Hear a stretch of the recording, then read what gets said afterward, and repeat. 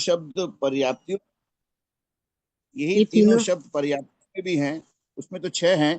ये क्या पर्याप्तियों वाला शब्द ही यहाँ पर है, या इसका कोई अलग अलग अलग मतलब है?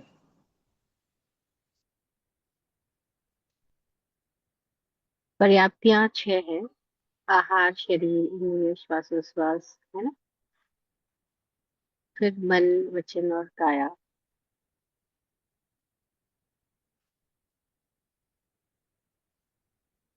आप पूछ रहे हैं कि ये पर्याप्ति और तीनों योग, ये एक ही हाँ, बात है क्या? लास्ट में मन।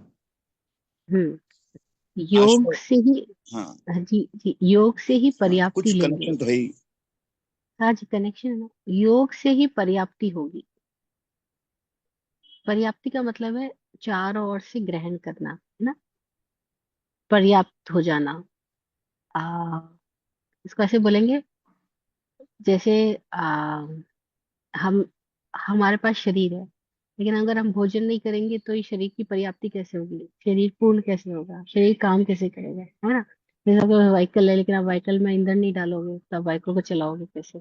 सब कुछ व्हीकल बराबर है, लेकिन ईंधन ही नहीं है तो आपको पेट्रोल डीजल कुछ तो डालना पड़ेगा इसमें। तो वो आपने पेट्रोल डीजल डाला, वो पर्याप्ति हुई। लेकिन पेट्रोल डीजल किस में डाला? कोई साधन आपके पास था उसमें तो डाला। अगर वो साधन ही नहीं होता, वो व्हीकल ही नहीं होता, तो आप पेट्रोल डीजल भी किस में डालते? उस व्हीकल का जो होना है वो योग है। उस योग में फिर फिलिंग करना वो पर्याप्ति। शायद मैं अपनी बात समझा पा रही हूँ। हमारे पास में शरीर है, वाणी है, मन है ना। ये तीनों का, तीनों से हम जुड़ाव किए वो योग है। तीनों से हम जुड़ाव किए वो हमारा योग है। अब इस जुड़ाव से, इस जुड़ाव को फिल करने के लिए हम पर्याप्ति लेते हैं। क्योंकि शरीर को फिलिंग करनी पड़ेगी ना, तो भोजन लेना होगा, श्वास लेनी होगी। फिर ये इंद्रियां वर्क कैसे करेगी? तो इंद्रियों के लिए भी वापस आहार लेना होगा। तो ये सब चीजें जो इसको जो ईंधन दे रहे हैं वो पर्याप्ति है। इन योगों को हम ईंधन जो दे रहे हैं वो पर्याप्ति है। फर्स्टली थिंग इज योग।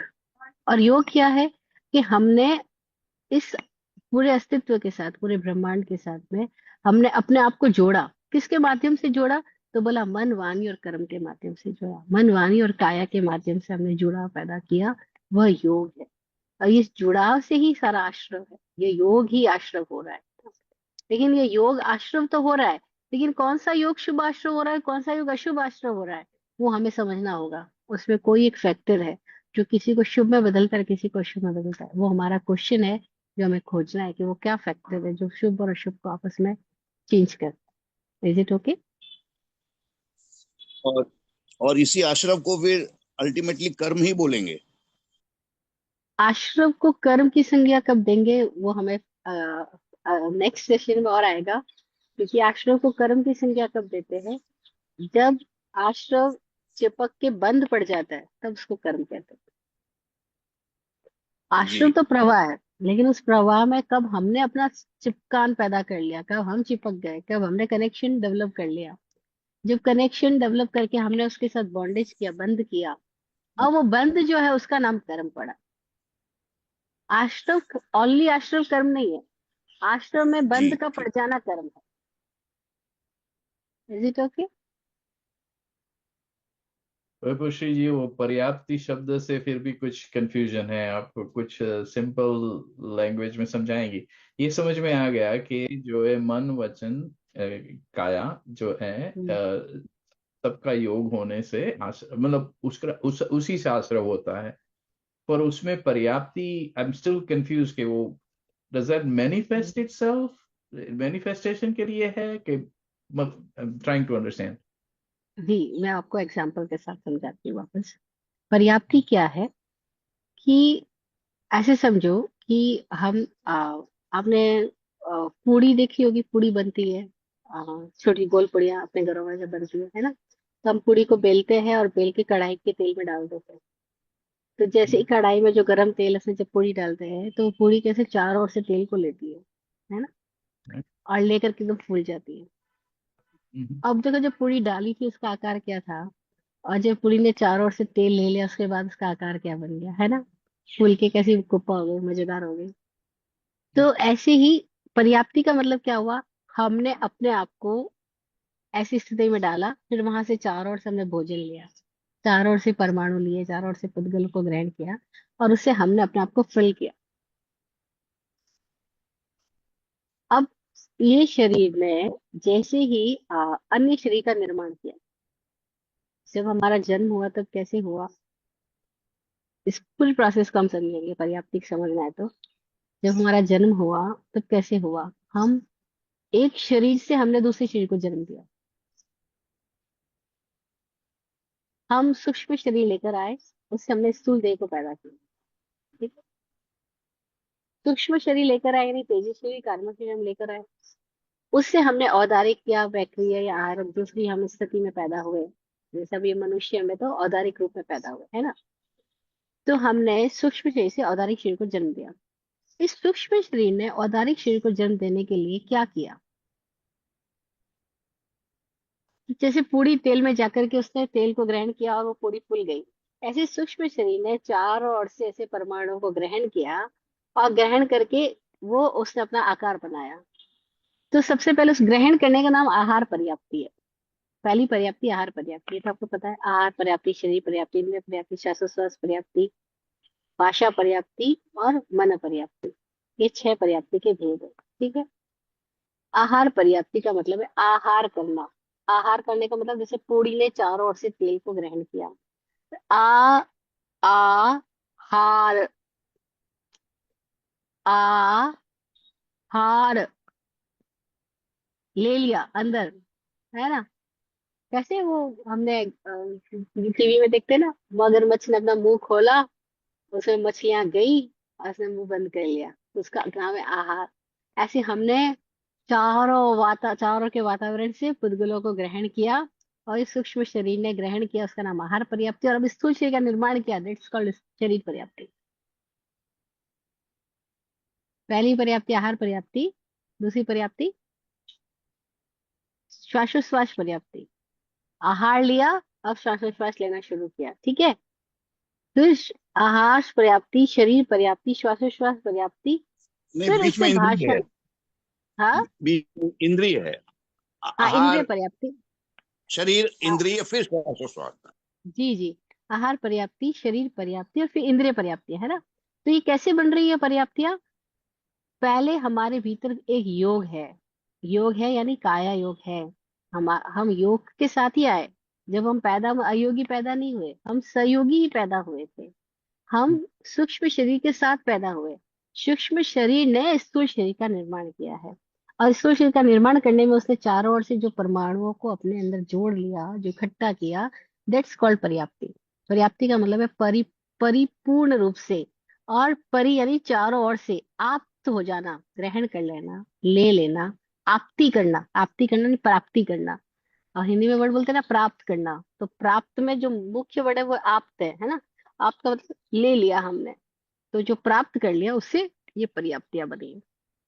तो पर्याप्तियां हम लोग ये विज्ञान समझाने के लिए कि कैसे हम अपने योगों से वातावरण को ग्रहण करते हैं, पुद्गलों के ग्रहण करते हैं, और अपना आहार लेकर के फिर हम श्वासोच्छ्वास बनाते हैं, इंद्रियां बनाते हैं, शरीर बनाते हैं, फिर भाषा की स्थिति में आते, फिर मन की स्थिति में आते। क्योंकि मन की पर्याप्ति बड़ी विचित्र है, इस तक आने के लिए हमें बहुत पावर लेनी पड़ी। जैसे नहीं, आप अपनी गाड़ी में पेट्रोल डालते हो, फिर पेट्रोल में भी कुछ एक पावर का अलग सा लिक्विड यूज करते हो, वो डाल करके आपका जब पेट्रोल चलता है तो एक डिफरेंट गाड़ी का स्थिति पैदा हो जाती है ना। मैं देखती हूँ स्वामी जी कई बार इंजन में जब पेट्रोल डलवा, गाड़ी में जब पेट्रोल भरवाते हैं तो कोई और लिक्विड भी उसमें ऐड करवाते थे, और कहते हैं ये लिक्विड ऐड हो जाने से इस पेट्रोल की क्वालिटी एकदम बढ़ जाती है, और फिर गाड़ी बहुत अच्छा अलग तरीके से चलती है। और मैंने उसका एक्सपीरियंस किया कि गाड़ी को, मैं पेट्रोल में वो जो चीज डाली जाती है उसके पहले गाड़ी का कैसा वेग रहता है, उसके बाद कैसा रहता है, वो डिफरेंस समझ में आता है। तो ऐसे ही हमने ग्रहण किया चारों ओर से, और अपना शरीर आदि डेवलप किया, फिर उसके बाद मन को डेवलप करने के लिए हमने और विशेष तरह की स्थितियों को अपने भीतर लिया, और तब हमारे पास में मन का यंत्र डेवलप हो पाया। मन पर्याप्ति हो, सबसे लास्ट पर्याप्ति मन पर्याप्ति है ना, क्योंकि वहां तक का डेवलपमेंट के लिए आदमी को कितनी सारी स्थितियों से गुजरना पड़ा है। तो इस तरह से 6 पर्याप्तियां यानी इस ब्रह्मांड में मौजूद विविध पौद्गलिक स्थितियों को हमने अपनी क्षमताओं के साथ में ग्रहण कर लिया। अब देखो, जब पूड़ी बनती है, तो सारी पूड़ियाँ फूलती है क्या? अमित जी दिखाई नहीं दे रहे। Amit ji, right here। आप दिखाई देना बंद कर जाते हो तो मुश्किल हो जाती है थोड़ी। नहीं, मैंने वीडियो ऑन रखा है। अच्छा, स्क्रीन के ऊपर आप नहीं आ रहे थे, कोई और आ रहे थे। अच्छा अच्छा।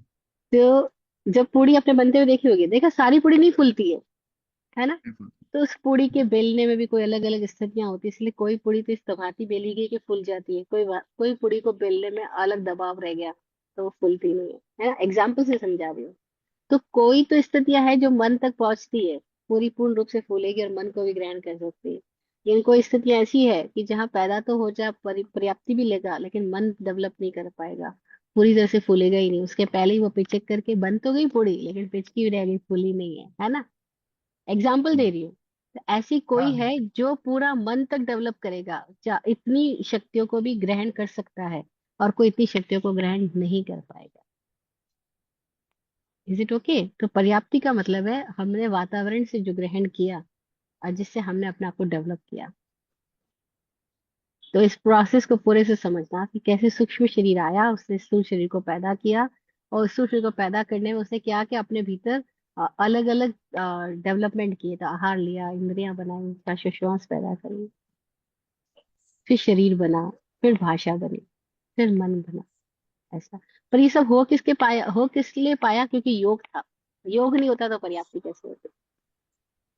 तो फर्स्ट प्राइमरी स्टेज इज योग।